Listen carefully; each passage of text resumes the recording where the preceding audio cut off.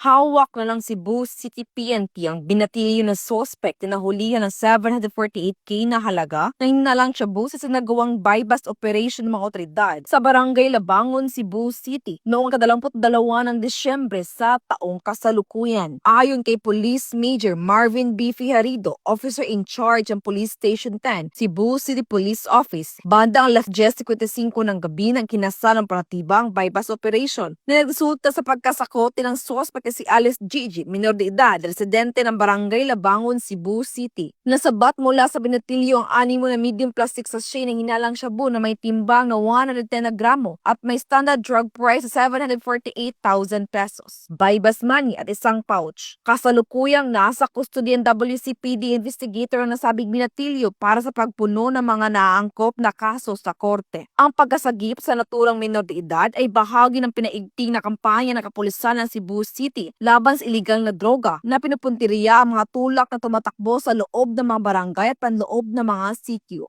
Mula dito sa Cebu City, ako ang inyong Police News Network correspondent, Patrolwoman Annalyn N. Canog. Alagad ng batas, tagataguyod ng balitang pulis.